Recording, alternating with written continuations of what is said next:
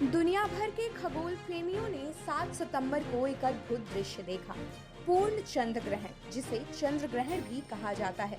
ये इस साल का दूसरा चंद्र ग्रहण था और इसमें ब्लड मून भी दिखाई दिया। भारत में ये चंद्र ग्रहण लगभग 48 मिनट तक देखा गया। विशेषज्ञों के अनुसार आंशिक चंद्र ग्रहण रात 9:30 बजे से शुरू हुआ और रात 11:48 पर अपने चरम पर पहुंच गया।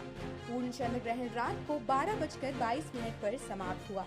भारत के अलावा ये ग्रहण ऑस्ट्रेलिया, फॉर ईस्ट, मध्य पूर्व यूरोप और अफ्रीका के कुछ हिस्सों में भी देखा गया। हालांकि उत्तरी और दक्षिणी अमेरिका में ये ग्रहण नहीं देखा जा सका। वहीं हरिद्वार में रविवार दोपहर गंगा आरती की गई, जो पूर्ण चंद्र ग्रहण से पहले आयोजित हुई।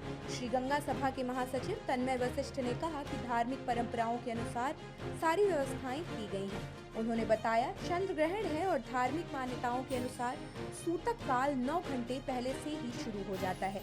इसे ध्यान में रखते हुए मंदिरों के द्वार दोपहर 12:57 पर ही बंद कर दिए गए हैं और इसी कारण मां गंगा की संध्या आरती सूतक काल से पहले दोपहर 12:30 पर ही कर ली गई थी। मंदिरों के द्वार आज खोले जाएंगे और मां गंगा की आरती नियमानुसार की जाएगी।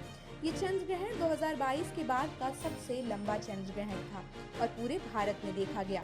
उत्तराखंड के मंदिरों, जिनमें बद्रीनाथ और केदारनाथ भी शामिल हैं, दोपहर पूजन के बाद मंदिरों के द्वार बंद कर दिए गए थे। श्री बद्रीनाथ केदारनाथ मंदिर समिति के उपाध्यक्ष ऋषि प्रसाद सती ने कहा कि चंद्र ग्रहण के सूतक काल के कारण समिति के अधीन सभी मंदिरों के द्वार, जिनमें बद्रीनाथ और केदारनाथ मंदिर भी शामिल हैं, रविवार दोपहर 12:50 से दर्शन के लिए बंद कर दिए गए थे।